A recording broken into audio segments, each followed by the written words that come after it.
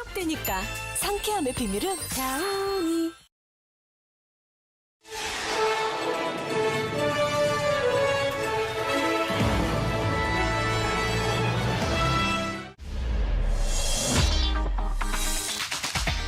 이어서 모닝와이드 3부가 방송됩니다.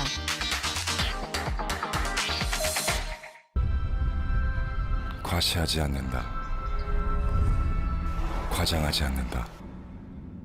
오늘의 존재감은 보이지 않는 곳에서도 그 능력을 발휘하는 것.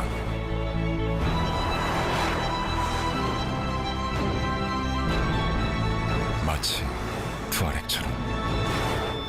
마이 페르소나 더 투아렉. Volkswagen.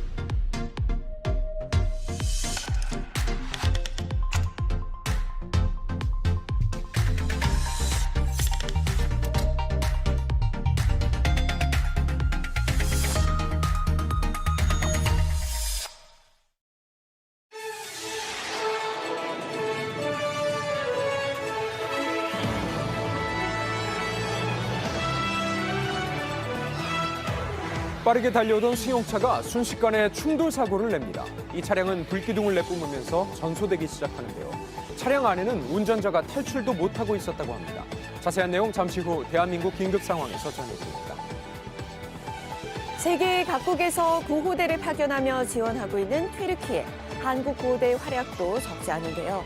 하지만 혼란한 틈을 타서 약탈과 절도가 기승을 부리고 있습니다. 현지 소식 잠시 후에 전해드립니다.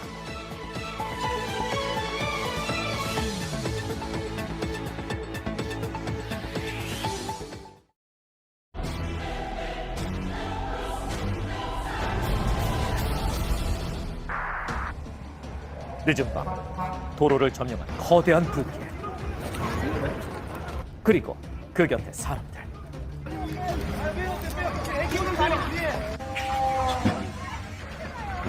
악이요? 네, 아슬아슬하게 한 3번차 이런 때 오고 엄청 많이 위험했죠. 네.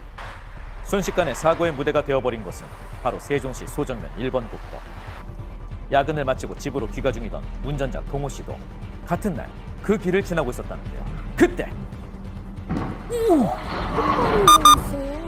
갑자기 반대편에서 전기차 한 대가 불꽃을 튀기며 날아올랐습니다. 너무 저도 당황스러웠기 때문에 한 5초 동안은 좀 멍했던 것 같고 큰 사고라고 판단이 들어서 바로 그 사고 차량 쪽으로 가게 된 것 같아요. 그가 당황할 수밖에 없었던 건 차가 중앙 분리대를 밟고 반대편 차로까지 날아왔기 때문인데요. 가까스로 충돌 사고는 면했지만 운전자가 걱정돼 사고 현장으로 달려갑니다. 그런데 사고 발생 1분도 채 되지 않아 전기차는 거대한 불기둥에 휩싸이고 말았다. 너무 긴박한데요. 차량 쪽으로 가까이 가니까 안에서 사람 소리가 들렸어요. 그래서 엄마 하는 소리가 들렸는데 너무 당황스러웠죠. 동호 씨가 맨 처음에 문을 열려고 하시길래 저도 같이 확인하려고 딱 보는데 다리에 불 붙어 있었고 앞에 대시보드 쪽에 불씨가 있었거든요. 창문을 깨서라도 꺼내야겠다 하는데 사람들이 다 소화기를 꺼내시더라고요. 당시 사고를 목격한 또 다른 시민들은 사고 현장 인근 주유소에서 소화기를 가져와 그에게 건네주었습니다. 그러자 조동신 씨는 소화기로 차 뒷문을 깨고 맨손으로 유리창 파편들을 뜯어냈습니다.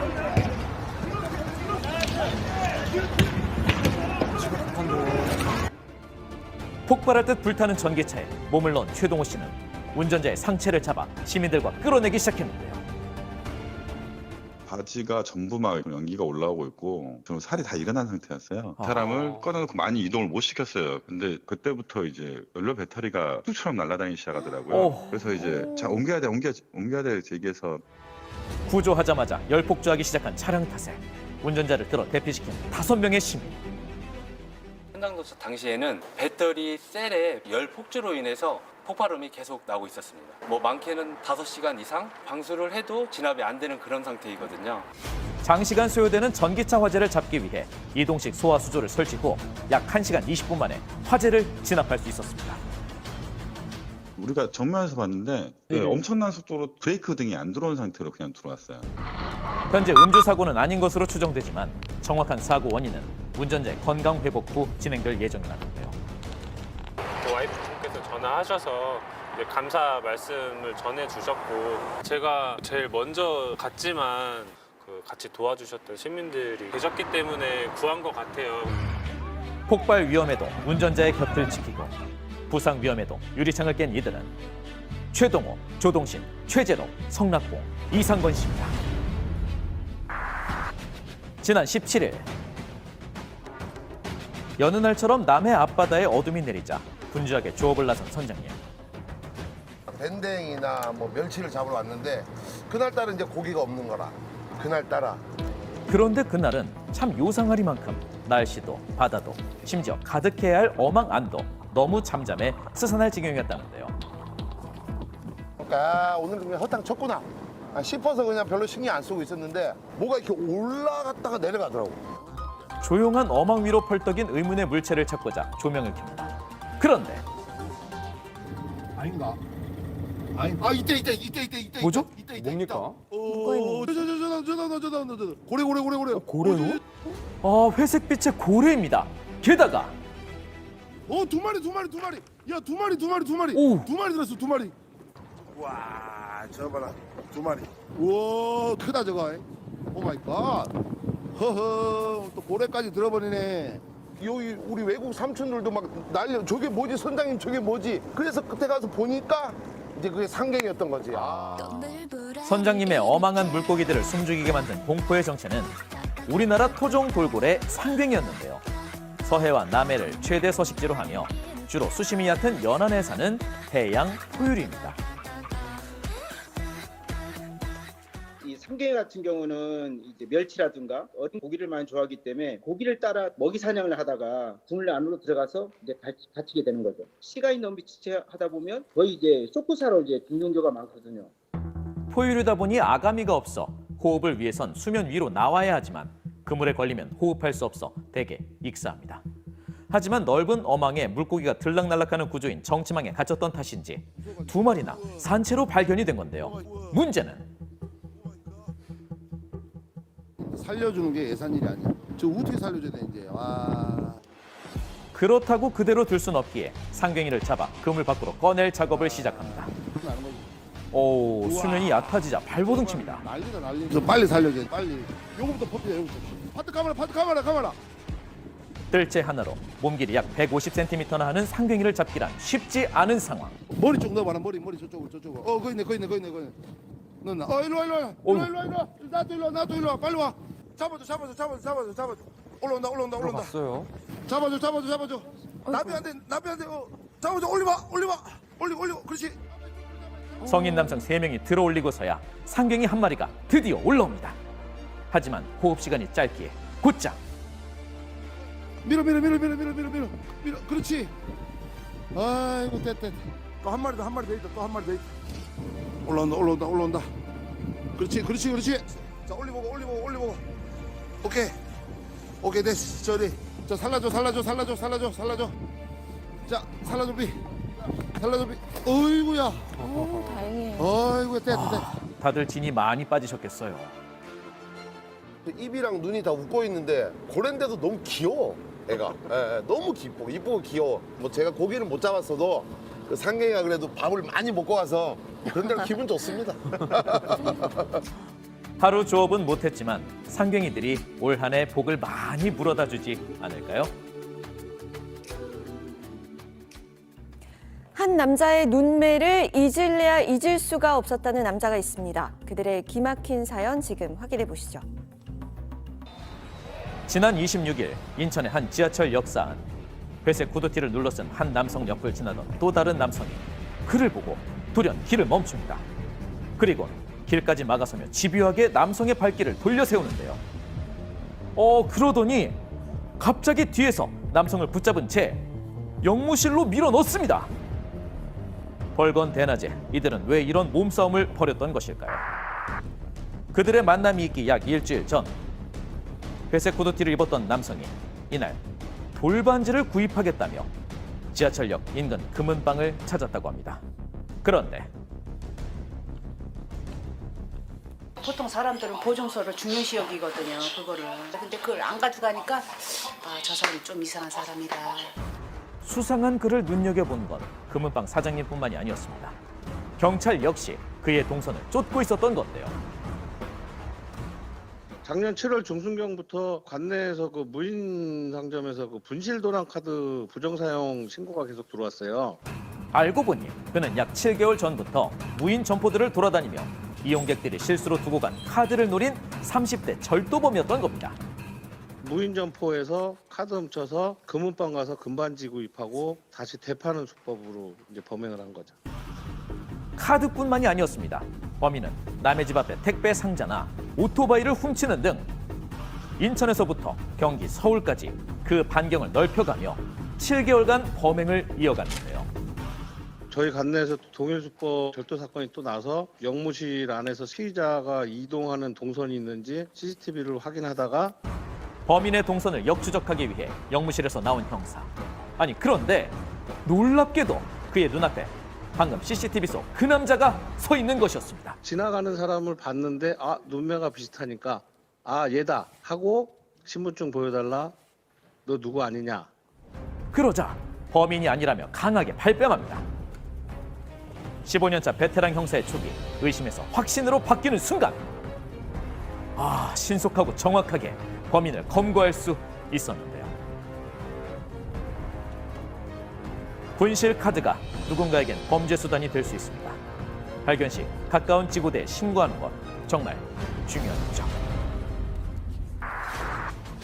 한산한 도로를 달리던 차량이 갑자기 멈춰섭니다.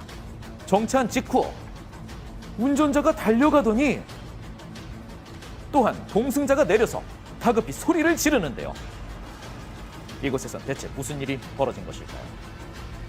여자친구 집에 데려다 주려고 가다가 사람이 차도 쪽으로 넘어오더라고요. 설마 했는데 그의 눈에 띈 건 다름 아닌 난간 아래를 바라보고 있던 시민.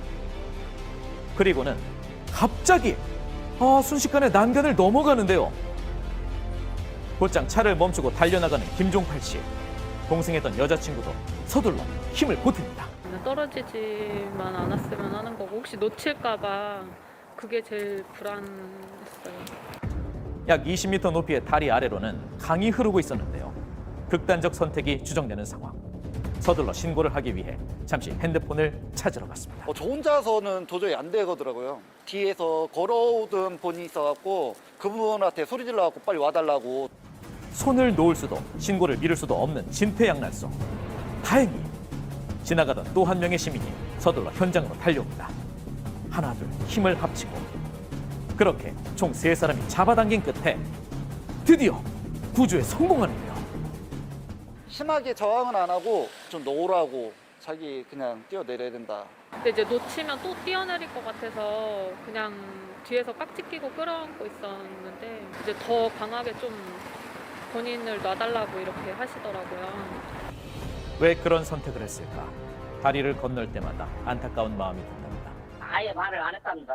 자살 예방센터에 상담을 받도록 우리가 이제 알려드리고 이렇게 그 가족한테 인계한 걸로 알고 있습니다.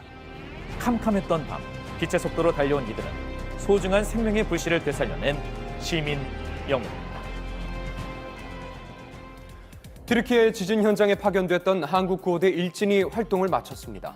그동안 8명의 생명을 구하는 등 많은 활약을 펼쳤습니다. 네, 바로 오늘부터 한국 구호대 이진이 파견돼 구호 활동을 합니다. 네. 하지만 피해 현장에서는 약탈과 폭행 등의 행위가 일어나면서 혼란스러운 상황인데요. 대지진 이후의 현지 상황 바로 만나보시죠.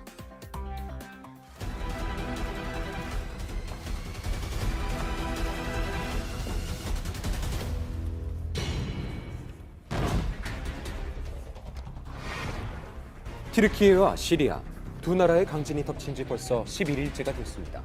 사망자는 4만 명이 넘으며 튀르키예 역사상 최악의 자연재해로 기록됐죠. 하지만 골든타임인 72시간을 훌쩍 지난 상황에서도 기적의 생還소식이 곳곳에 전해지며 피해 현장에서는 희망의 끈을 놓지 않고 있는데요.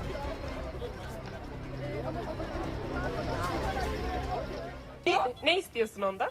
Ne getirsin? Seferinde sarı kola. Ama nasıl içeceksin bir sürü kolayı? İçeceğim. Bak yanındayız korkma tamam mı? Biz Kocaeli itfaiyesinden geldik seni kurtarmaya tamam mı? 잔해에 깔린 채로 200시간 넘게 버틴 생존자들. 바로 어제 222시간 만에 한 여성이 구조되기도 했습니다. 골든타임과 상관없이 저 생사일끈을 잘 붙잡고 있다가 구조가 되는 모습을 보면서 주변의 구조대원들이 다 이렇게 박수를 치면서 또 환호를 지르시더라고요. 피해 규모가 큰 지역 중의 하나인 안타키아에 118명의 한국 긴급구호대가 9일부터 파견됐죠.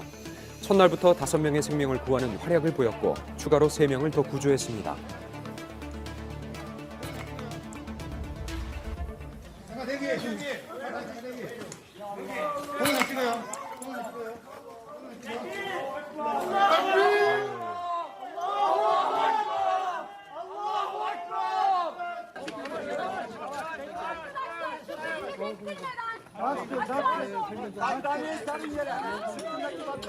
원래 트르키예 사람들이 한국이란 나라에 대해서 관심이 많은데 이번 구조대원들이 끝까지 한 사람이라도 구조를 해내려고 하는 모습을 보면서 역시 서로 형제의 나라다, 너무 고맙다 이렇게 이제 표현을 해주고 있죠. 구조대원들이 잠깐 쉬고 있을 때 그 현장에 있는 어린 아이들이 이렇게 먹을 거를 가져다 주면서 고마움을 표현하는 그 모습을 보면서 굉장히 감동을 받았죠.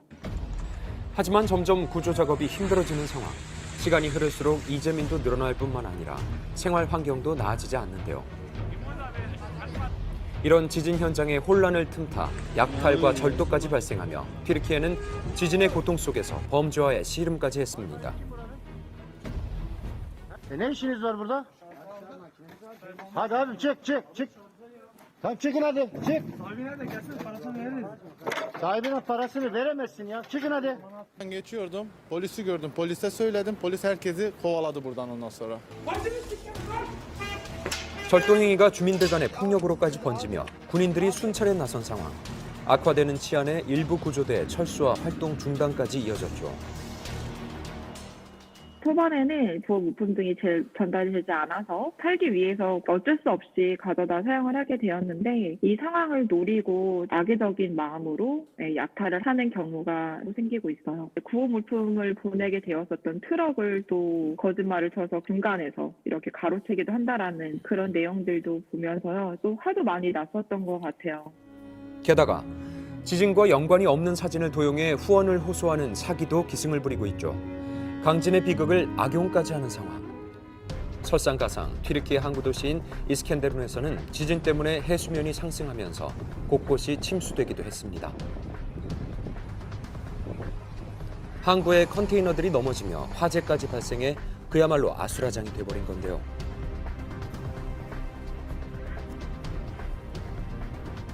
지진으로 인해서 해수면 상승, 침수가 되고 항구 쪽에서 불이 나기도 하면서도 진입로가 막히기도 해서 구조대들이 들어가지 못해서 조금 더 피해가 커지고 있는 상황인 것 같아요. 앞으로 본진보다 더 큰 여진이 올 수도 있다라고 하는 이 시점에서 그런 일이 없었으면 하는 게 가장 큰 바람이죠. 이제는 구조보다 생존자 구호와 지원에 집중하기로 한 튀르키예. 더 이상의 큰 피해가 없길 바랍니다.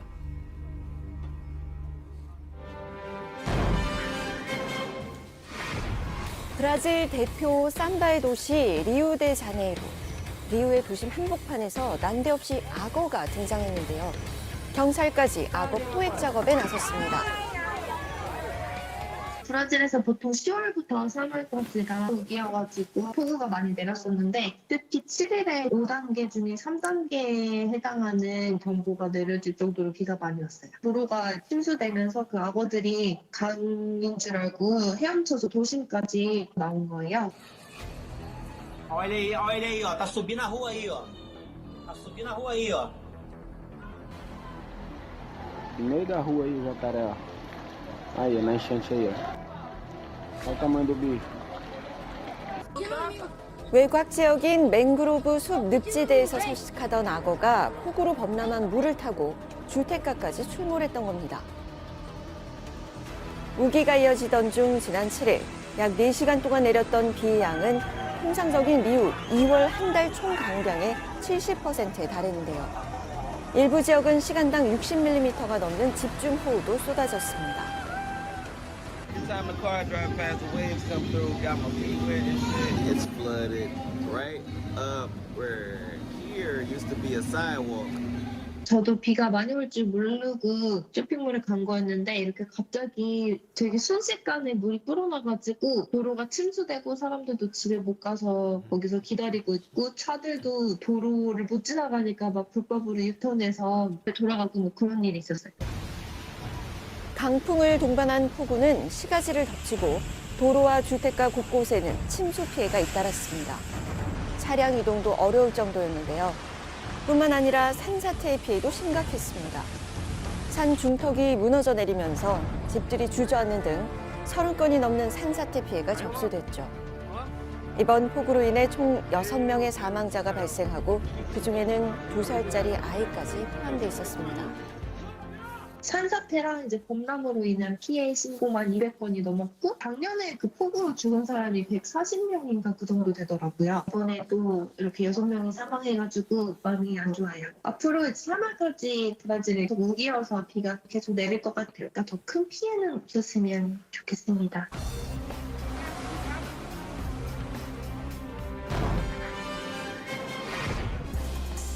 중국 우한시 시청 앞 비를 뚫고 우산을 쓴 군중들이 도로를 점령한 채로 국제 공산당가를 부르기 시작합니다. 이른바 우산 시위라고 불리고 있는데요.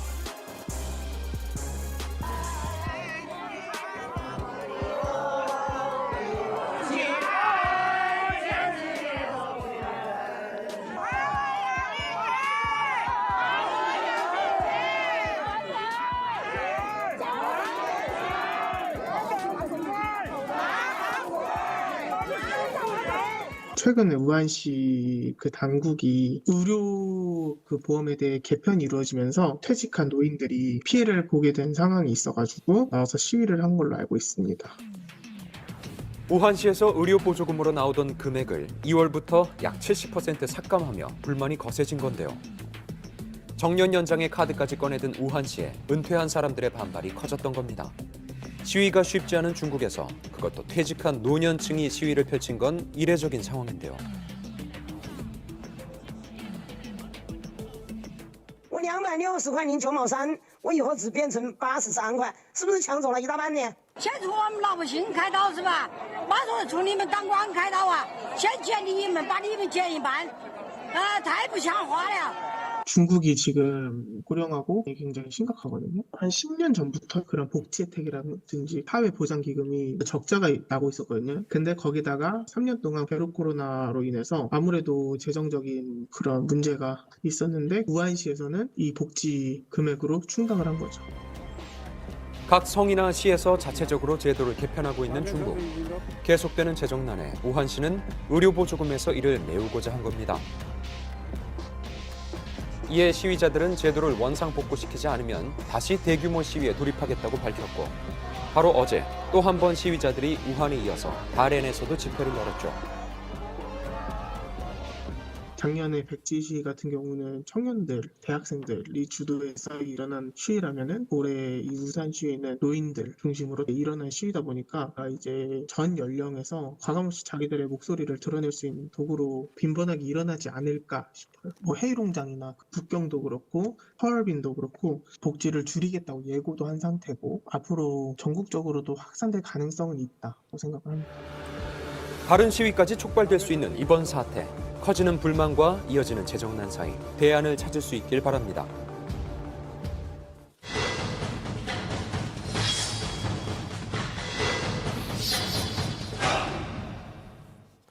유치원 종업식을 앞둔 6살짜리 아이가 하루아침에 뇌사에 빠졌습니다. 정작 관계자들은 책임을 회피하고 있는 모양새인데요. 대체 무슨 일이 있었던 것인지 날에서 취재했습니다. 누구보다 건강하고 주위 사람들이 유독 예뻐하는 아이였습니다. Whose birthday today? I'm happy. 웃음이 가득했던 가정에 비극은 예고 없이 찾아왔는데요. 너무 불쌍해서 너무 무서웠을 것 같아요. 물 안에서. 항상 손잡아줘야 될 나이인데 아무도 안 잡아줬잖아요. 세상에서 제일 무서울 때. 사고는 지난 8일 가족의 보금자리였던 아파트 안에서 발생했습니다.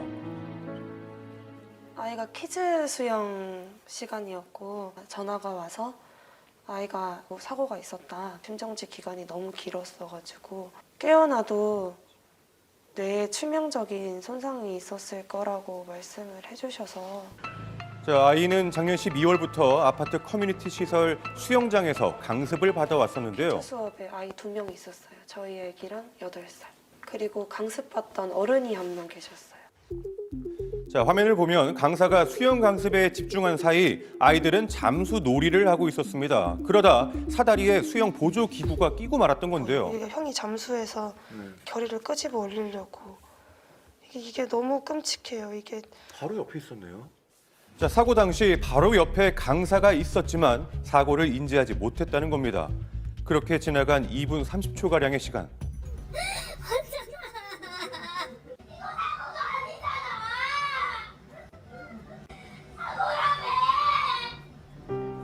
약 30분간 심정지 상태가 이어졌던 아이. 결국 뇌사 판정을 받고 말았습니다. 너무 안타까워. 사랑해 견아. 기다리고 있을게. 우리 예쁜 신결이. 우리가 이거 씩씩하게 엄마 앞에 있어요.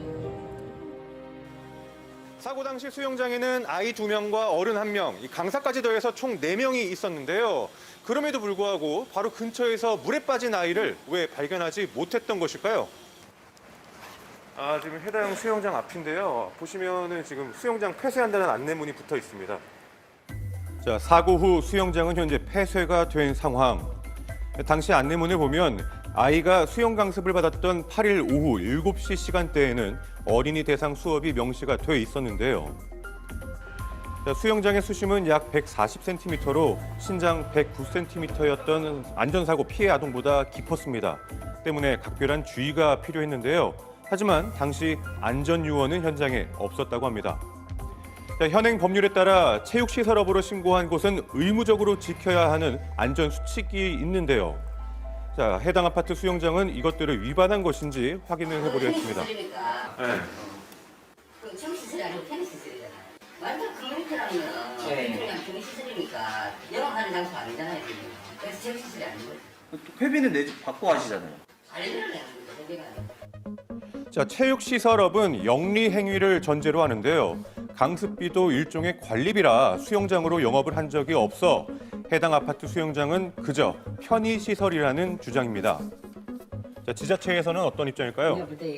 영리 목적으로 하는 게 아닙니다. 외부에서 오는 사람도 받아줘야 그게 이제 아파트 내부의 주민들을 위해서 있는 시설일 뿐이고 그 아파트 주민들만을 위해서 이제 시설된 시설이기 때문에 그런 신고 시설이라고 안 보는 거죠.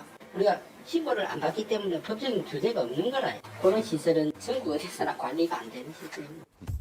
수영장뿐만 아니라 헬스장, 골프장 등 아파트 커뮤니티 시설로 운영하는 체육시설들은 비영리 목적이라 체육시설법상 안전과 위생기준 준수의 의무가 없다고 하는데요. 자, 그렇게 안전사각지대에 놓인 바로 이곳에서 사고가 발생했던 것입니다. 영리 목적이냐 아니냐에 따라서 안전 의무라든가 이런 것들 적용을 하는 거는 좀 단순한 생각이라는 판단도 들기는 합니다. 얼마나 많은 사람들이 이용하는 시설이냐, 그 시설 규모가 실제로 얼마나 큰 부분인지 그 부분에 따라서 나누는 것도 이런 어떤 사각지대에 놓인 안전사고를 이제 예방할 수 있는 방법 중에 하나로 생각이 됩니다. 자, 어제인 15일 오후 2시경 피해 아이는 결국 사랑하는 가족의 품을 떠나고 말았습니다. 다시는 이런 피해가 없어야겠습니다.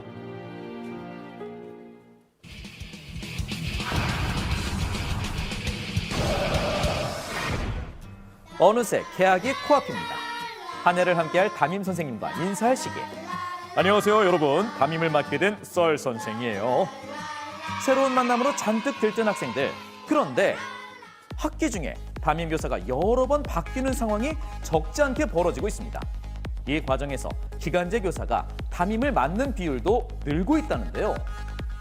갑작스럽게 교사가 결혼이 생겼을 때 출산휴가 또는 육아휴직 또는 병가 등과 같은 기간제 교사로 채용이 많이 됩니다. 통계를 보면 중고등학교에서 전체 담임 교사 중 기간제 교사가 차지하는 비율은 10년간 2배 가까이 증가했습니다. 기간제 교사가 담임을 맡는 비중이 해마다 늘어나는 상황에 대해 학부모들은 어떻게 생각할까요? 좋게는 생각이 안 들어요. 전교사가 아니잖아요. 딱 그 한시적인 기간만 그 애들을 가르치다가 떠날 수도 있고 책임의 소재도 되게 많고 그래서 안정적이지 않기 때문에 아이들에게 긍정적인 영향을 줄 수 없을 것 같아요. 임시 선생님이 계신 적이 있어요. 근데 아이가 다 이제 흐트러지는 거를 이제 봤는데 선생님의 역량 차이일 것 같기도 해요. 최근 저출산으로 학생 수가 계속 줄어드는 건 다들 알고 계시죠? 그런데 찾아보니까요. 기간제 교사를 새로 채용해 담임을 맡기려는 공고가 많이 보이는데요. 이런 상황에서 왜 정규직 교사를 더 뽑으려는 걸까요? 교사 수가 부족해서 그런 걸까요? 부족한 건 아니죠. 이거 엄밀히 얘기하면 정원수대로 있는데 그 한 분이 개인적인 사정에 의해서 잠깐 휴직을 하시니까 그 동안만 맡아주시는 거고 10개월 미만은 학교장 휴직이라고 그래서 저희가 기간제 채용하기로 돼 있어요. 하지만 교육청의 기간제 교사 운영 지침에는 정규 교사에 비해 불리하게 책임이 큰 업무를 주거나 담임을 배정하는 걸 지양하는 조항이 있는데요. 왜 지켜지지 않고 있는 거죠? 저는 학교마다 이제 사정이 있는 거예요. 저희도 이제 그런 사정이 있어서. 현장에선 쉽게 답을 듣기 어려웠는데요. 수소문 끝에 현직 교사들에게 좀 더 자세한 이야기를 들을 수 있었습니다. 담임 수당이 13만 원 받거든요, 한 달에. 근데 그거에 대비해서 주어지는 책임이나 업무가 많다고 느끼시다 보니까 차라리 그 돈 안 받고 나는 교과하고 싶다 이렇게 하시는 것 같아요. 교권 약화로 학생과 학부모에게 들어오는 온갖 민원에 정규 수업의 업무도 과도하다는 것. 그런 부담에 비해 담임 수당은 턱없이 적다 보니 꺼려질 수밖에 없다고 하는데요. 갑자기 중간에 아프실 수도 있는 거잖아요. 근데 사실은 원래는 이런 분들이 이제 중간에 휴직을 많이 하셨었는데 요새 같은 경우는 이제 학부모들 폭언이나 이런 걸로 인해서 이제 선생님들이 정신과 쪽으로 이제 좀 마음의 병이 생기시다 보니까 그 자리가 이제 기간제가 채우게 되는 경우가 많은 것 같아요. 통계를 봐도 정규 교사의 수는 줄어들고 같은 기간 기간제 교사 수는 무려 40% 가까이 증가한 걸 확인할 수 있었습니다. 일반 라인들은 기피하다 보니 아무래도 힘든 자리에 선생님들 기피하는 자리에 기간제들끼리 대치되는 경우는 많기는 많겠네요. 정규 교사와 기간제 교사의 담임 비율을 비교해봤는데요. 정규 교사의 수가 기간제 교사보다 약 5배 많은 데 비해 전체 기간제 교사의 50% 이상이 담임을 맡고 있습니다. 이런 현상에 대해서 기간제 교사들은 어떻게 생각하고 있을까요? 기간제 교사는 학교장이 임용을 하는 사람이기 때문에 학교장에게 좋은 평가를 받아야 다음 재계약도 할 수가 있고 또 다른 학교로 이동했을 때에도 좋은 평가를 받아야 이로울 수가 있는 거잖아요. 내가 뭐 좀 더 어려운 업무를 맡거나 뭐 부당한 업무를 맡아도 참고 그거를 할 수밖에 없는 조건에 있는 거죠. 네, 통계를 보면 교사 1명당 담당하는 학생 수는 2018년부터 지금까지 쭉 10명대를 유지하고 있고요. 학령 인구의 감소의 영향으로 이마저도 점차 줄어들고 있는 추세입니다. 그렇다면 맡게 되는 업무도 줄었을 텐데 왜 정규 교사들은 담임을 기피하는 걸까요? 지금부터 썰에서 알아보죠. 과거보다 지도해야 할 학생 수도 줄었을 텐데 왜 담임을 기피하는 걸까요? 이거는 통계의 오류예요. 학생 수가 줄고 있는 건 많은데 하지만 전체 학생 수 대비 교사를 책정을 했기 때문에 확 줄여버렸어요. 교사 1인당 학생 수를 산출한 방식을 확인해 보니 담임을 맡지 않는 비교과 교사들까지도 통계에 포함되어 있습니다. 즉 실제로 담임을 할 수 있는 교사 수는 더 적고 담임 1명당 학생 수도 훨씬 많다는 거죠. 수업 외 교육활동이죠. 교육과정은요. 기초학력 향상 프로그램 운영해야 되고 그분들이 주로 부장을 맡으시고 그 부장님과 같이 이거를 한마디로 얘기하면 학교 프로그램을 이끌어가는 분들이세요. 담임 아니면 부장으로 하기 때문에 대체 인력이 없다는 말씀이시죠? 네, 한마디로 말씀드리면 그렇죠. 또한 담임을 맡지 않는 교사들은 책임이 더 무거운 업무나 행정 업무를 맡기 때문에 담임을 맡길 수 있는 인원이 부족하다는 겁니다. 하지만 국공립 학교 같은 경우에서는 4년 또는 5년 이후에 다른 학교로 옮겨갈 수 있기 때문에 안 하면 그만인데 이 태도로 해서 요즘 속된 말로는 배째라죠. 한국교총에서는 담임 기피 현상에 대한 해결책 중 하나로 담임 수당을 인상하는 방안도 제시했는데요. 이게 효과가 있을까요? 처우 개선, 만 가지고 뭐 그렇다고 해서 담임 수당을 뭐 100만 원으로 올릴 겁니까? 그것도 아니잖아요. 이 어떤 물질적인 차원의 처우만 개선한다고 해서 해결될 사항은 아니고 돈을 줬기 때문에 담임을 맡는 선생님이 과연 담임으로서의 역할을 제대로 할 것이냐, 이건 완전 다른 얘기거든. 학생을 지도하는 것이 교사의 본분인데 수당을 올려서 담임을 맡게끔 한다는 건 그야말로 주객전도라는 의견인데요. 심화되는 정규 교사들의 담임 기피 현상, 대체 어떻게 해야 해소할 수 있는 걸까요? 담임 선생님은 어떻게 보면 제2의 엄마 또는 제2의 아빠라는 존재라고 볼 수가 있겠습니다. 학생 입장에서 놓고 봐서는 자꾸 뭔가가 변화가 있거나 또 적응을 해야 되는 그런 과정이라고 하는 건 절대 바람직하진 않고요. 정규직 교사든 기간제 교사든 교사가 학생을 사랑하지 않으면 교사를 할 수가 없어요. 그래서 그러한 책임감을 좀 가질 필요가 있고 또 교사로서 담임을 할 때에 갖는 어려움들도 많아요. 그래서 그 애로사항도 반드시 청취하고 개선해 나갈 수 있는 방향을 찾아가야 합니다. 담임 업무가 힘들어지는 건 당연히 이해할 수 있죠. 하지만 그 업무가 기간제 교사한테 전가되는 것이 맞는 걸까요? 이상 썰이었습니다.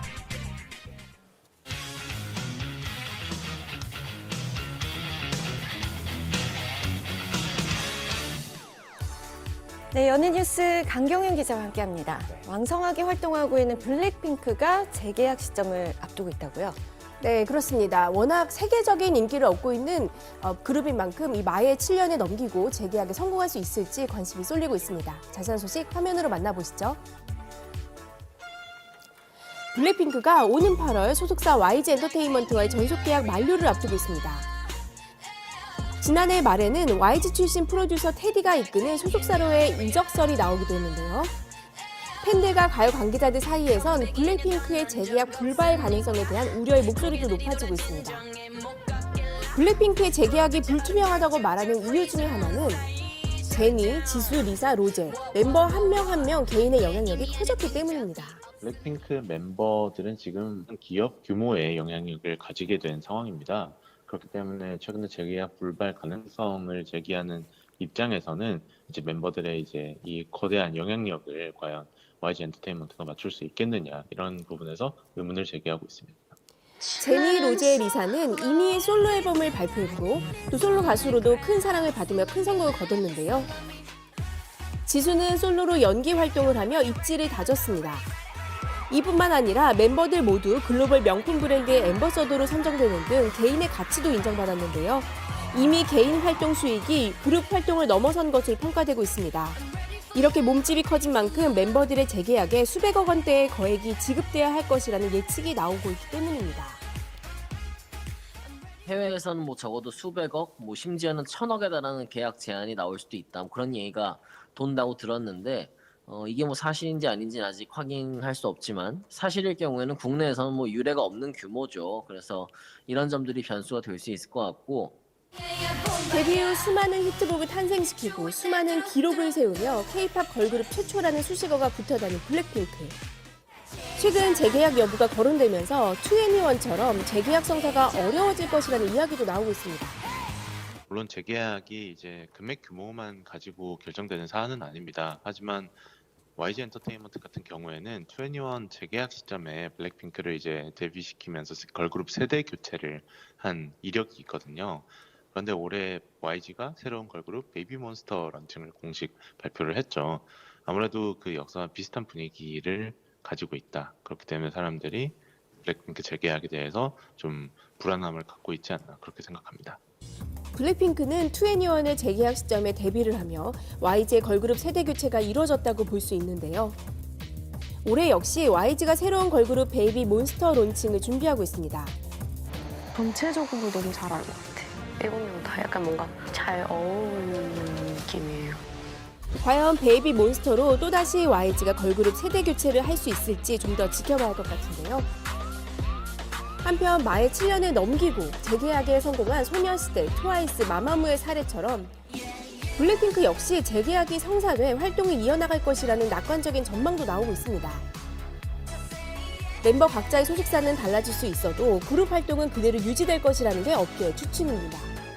재계약이 무난하게 이루어지지 않을까 생각하는 게요. 현재 YG의 수익 가장 큰 부분을 블랙핑크가 차지하고 있기 때문에 회사 입장에서는 이거 놓치기 어려울 것 같고요. 팀 입장에서도 그룹을 워낙 아끼기도 하고 지금 활동을 왕성하게 펼치고 있어서 뭐 계속해서 이어가지 않을까 저는 그렇게 생각하고 있습니다. 현재 월드 투어를 진행 중인 블랙핑크. 오는 4월과 7월에는 미국과 영국에서 열리는 대규모 페스티벌에 초청돼 헤드라이너로 무대를 선보일 예정인데요. 현재 인기 최정상에 있는 걸그룹인 만큼 블랙핑크의 재계약 여부는 공식 입장이 발표되기 전까지 계속 뜨거운 이슈가 될 것으로 보입니다. 믿고 보는 대한민국 남자 배우들이 극장가를 사로잡을 준비를 하고 있습니다. 먼저 재벌가 회장님에서 정치판에 숨은 실세로 돌아온 이성민 씨. 목수는 둘밖에 없다. 완전히 지게뻗든지 같은 편이 되든지. 영화 대회비에서 특유의 카리스마 넘치는 연기를 보여줄 예정인데요. 대회비는 90년대 부산을 배경으로 국회의원 후보 해운과 정치판의 숨은 실세 순태, 행동파 두목 필도가 대한민국을 흔들 비밀 문서를 손에 쥐기 위해 벌이는 투쟁을 담은 누아르 영화입니다. 아무것도 하지 않고 고요한 듯하지만 관객들의 어떤 긴장감을 놓지 않게 만드는 그런 에너지가 필요한 인물이었었어요. 원래 세상은 더럽고 인생은 서럽다. 사투리 때문인지 진양철 회장과 비슷한 듯 다른 이성민 씨의 연기 기대하겠습니다. 자, 이제 훈련 시작. 많은 작품에서 개성 있는 연기로 사랑받은 진선규 씨도 원톱 주연 영화로 인생 캐릭터를 경신을 예고했는데요. 88 올림픽 금메달리스트. 영화 카운트는 복싱 금메달리스트 출신 체육 선생 시연이 오합지졸 제자들을 만나 세상을 향할 유쾌한 한 방을 날리는 이야기를 담았습니다. 주연이라는 걸 처음 맡아서 사실은 지금도 엄청 떨고 있습니다. 저는 이 시나리오 보자마자 어떤 생각이 들었냐면 만약에 시연이란 역이 진선규라는 역이었다고 해도 될 정도로 굉장히 저와 흡사했어요. 모든 것들이. 진선규 씨의 첫 주연작이 흥행에 성공할 수 있을지 지켜봐야 할 것 같습니다. 개그맨 박성광 씨의 장편 영화 감독 데뷔작으로 화제를 모은 영화죠. 영화 웅남이를 믿고 보는 주연 배우는 바로 박성웅 씨인데요. 할게요. 뭔지 아직 말로 할게요. 아니 할 거라고요. 웅남이는 반달곰이라는 특별한 비밀을 가진 사나이가 특유의 짐승 같은 능력으로 국제범죄 조직에 대항해 공조수사를 벌이는 코믹 액션 영화인데요. 1인 2역을 연기한 박성웅 씨. 잠깐. 25? 25? 네, 무엇보다 놀라웠던 건 맡은 역할의 나이가 25살이었다는 겁니다. 본인의 생각은 어땠을까요? 한 명이 두 캐릭터를 연기하는 게 쉬운 게 아니었고요. 바보처럼만 하지 말자. 그냥 어차피 제가 70세 노인 연기하는 게 힘들지 25살은 저도 겪어왔기 때문에. 여기에 믿고 보는 배우들이죠. 이희경 씨와 최민수 씨까지 최고의 호흡을 보여줄 예정입니다. 세 편의 영화가 극장가의 새로운 활기를 불러올 수 있을지 기대가 모이고 있습니다.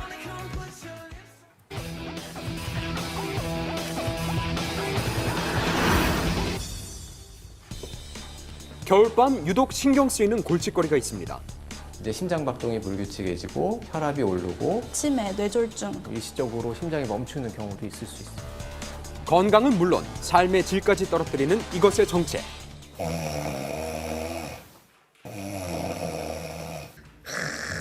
본인도 괴롭고 옆 사람은 더 괴로운 코골이. 오늘은 이 코골이와 관련된 소문을 파헤쳐볼까 하는데요. 과연 어떤 내용인지 잠시 후 공개합니다. 심한 코골이로 종종 난감한 상황을 겪는다는 권형남 씨. 별의별 노력을 다해도 나아지지 않는다고요? 돌아서 자면 코를 안 곤다, 뭐 베개를 높이 자면 코를 안 곤다. 그런데 저는 그런 거에도 다 소용이 없어가지고 그렇게 항상 고민하는 요소입니다. 어느 정도로? 이렇게 하면 내가 결혼을 할 수 있을까? 각방을 써야 되지 않을까? 나이가 들수록 더 신경 쓰인다는 코골이. 최근에 알게 된 이 방법만큼 좋은 대안도 없다고요. 코골이를 방지하는 용품이라고 하는데요. 그래도 최소한 이제 방지라도 좀 해보고자 이렇게 사용을 하고 있습니다. 보기와는 달리 사용법도 꽤 간편해서 이젠 저절로 손이 간다고요. 이게 어느 정도 이제 안착이 돼서 쉽게 못 뺄 수 있도록. 잘 빠지지 않도록 코 속 깊숙이 넣으면 비강이 넓게 확장되는 테이프 같은 원리입니다. 경우에는 이제 코로 숨을 쉬게끔 만드는 장치인데요. 얼핏 보면 평범한 테이프 같지만 쓰임새는 확실한 코골이 방지 용품. 효과는 어느 정도일까? 근데 아무래도 코로 숨을 쉴 수 있게끔 해줘서 이제 효과는 확실히 있었던 것 같고요. 주변에서 흔히 볼 수 있는 만큼 사람들의 관심도 높은데요. 연예인이라고 예외는 아니겠죠. 어떤 그런 효과가 있다. 말이 돼? 테이프를 2개 붙여. 근데 그 영상 보니까 병원에서 그걸 그렇게 시음을 하는데 그렇게. 지금 코를 안 본다네. 처음에는 다소 충격적일 수도 있지만 그 인기는 날로 높아지고 있습니다. 이렇게 보시면 돼요. 예? 입으로 호흡하지 않기 위한 고군분투. 외국인도 마찬가지입니다. 이 방법은 해외에서도 SNS를 통해 급속도로 퍼져나가고 있는데요. 더욱 신기한 건 적지 않은 사람들이 증상이 나아졌다고 주장한다는 거죠. 좋다는 말에 너도 나도 해본다는 수상한 방법들. 조회수만 봐도 대단한 인기를 실감케 하는데요. 실제로 이게 얼마나 효과가 있을지 궁금하네요.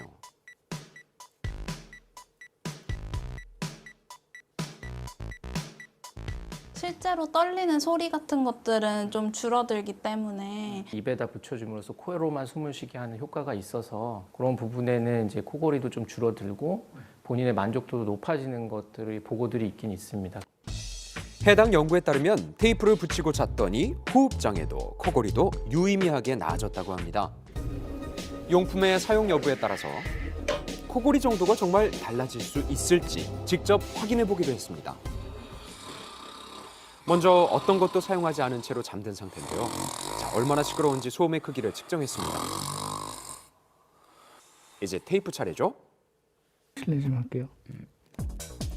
테이프로 입만 막았을 뿐인데 정말 증상이 개선될까요?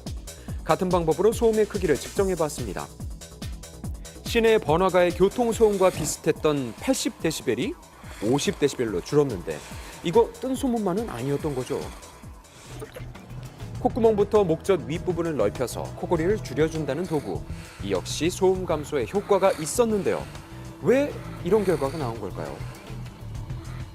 코로 호흡을 하게 되면은 코를 지나면서 가스작용과 습윤작용이 일어나게 돼서 습도라든지 이런 것도 유지가 제대로 되고 부강호흡으로 인해서 발생하는 여러 가지 뭐 입마름이나 그런 문제가 비강호흡이 더 정상적인 호흡이라고 할 수 있는데 코 대신 입으로 숨을 쉬는 습관은 코골이를 유발하거나 심화시키는데요. 얼핏 봐도 불규칙한 호흡, 코골이 방지 용품이 등장한 이유죠. 그런데 큰 효과를 기대하기는 어렵다고 생각이 듭니다. 더 위험한 상황이 될 수가 있습니다. 소음이 준 걸 보고도 별 효과가 없다는 이유, 바로 확인해 보죠. 겉으로 들리는 소리는 좀 줄 수는 있을 텐데 중요한 거는 주무실 때 그 소리보다는 몸에 산소가 충분히 들어오냐. 누워서 주무시다 보면 혀도 뒤로 누구나 처지게 되고 입천장도 처지게 되는데 코골이가 심해지면 소리는 둘째치고 호흡이 문제인데요. 이때 도움이 되는 코골이 방지 용품은 없다는 거죠. 수면 무호흡증. 실제로 호흡이 얕아지고 멈춰지고 그다음에 산소가 떨어지고 자주 깨고 이런 것들에 대해서는 효과가 없는 걸로 돼 있기 때문에 테이프와 비강 확장기는 그 이름처럼 비강에만 적용이 된다고 합니다. 즉 비강이 아닌 곳에서 발생하는 일은 막지 못한다는 거죠. 수면 시 호흡에 장애가 생기는 게 왜 치명적일까요? 무호흡증이 있으면 산소 공급이 안 되게 되고 혈액 속에 산소 공급이 안 되면 심장이 산소 공급을 하기 위해서 무리해서 일을 합니다. 그러면은 이제 심장 박동이 불규칙해지고 혈압이 오르고 당뇨도 더 많이 발생하는 걸로 돼 있고 그다음에 성생활에도 문제가 생기기도 하고 위식도 역류증도 더 오는 걸로 돼 있고 야간뇨도 생기고 우울증도 함께 많이 호소합니다. 부정맥, 심근경색, 뇌졸중 같은 심뇌혈관 장애가 2배에서 4배 정도 높은 걸로 되어 있고 심각하게는 수면 중에 급사도의 원인이 될 수도 있습니다. 코로 숨 쉬는 게 어려운 사람한테는 무턱대고 입을 막는 테이프도 자칫 위험한 결과를 초래할 수 있습니다. 누워있는 자세를 취하게 돼서 아무래도 중력 방향이 뒤쪽을 향하는 것도 있고 살이 찌게 되면 목 주변에 있는 지방들이 이제 비대해져서 숨 쉬는 길을 좁아지게 하는 원인 중에 하나가 되고요. 호흡할 때 공기가 지나가는 길이 좁아지면 코골이와 무호흡증은 더 심각해진다는 거죠. 사실은 코골이는 코나 그 구조랑도 연관이 있지만 이제 무호흡증은 목젖이나 이런 혀까지 관련된 구조의 문제이기 때문에 이 코골이만 사라진다고 해서 이제 무호흡증 자체가 사라지는 게 아니라서 그런 이제 보조적인 거는 진짜로 이제 보조적으로 사용하는 거지 이제 근본적인 수면 무호흡증 치료에는 이제 도움이 되진 않는 거죠. 그렇다고 그냥 두면 안 될 것 같은데요. 과연 치료할 만한 방법이 있을까요? 그 답은 의외로 간단합니다. 사실 이제 본인이 좀 비만하시다 하면 체중 관리를 하시는 것이 가장 도움이 되시고 옆으로 누워 주무시는 자세에서는 조금 더 코골이가 줄어드는 경향이 있으시기 때문에 옆으로 누워 주무시는 것도 도움이 될 수 있다고 생각은 들고요. 증상의 원인을 제대로 알고 적극적으로 치료받는다면 코골이는 나아질 수 있습니다. 오늘은 전국이 대체로 흐린 가운데 조금 쌀쌀합니다. 서울의 아침 최저기온은 0도, 체감기온은 영하 2도까지 떨어지는데요. 당분간 한파 수준의 큰 추위는 없겠습니다. 네, 하지만 수도권을 포함해 일부 중부지방 약한 빗방울이 떨어지거나 눈이 날리겠습니다. 오늘 즐거운 하루 보내시고요. 저희는 내일 다시 찾아뵙겠습니다. 고맙습니다. 눈부시게 오랫동안 머물러줘요. 그댄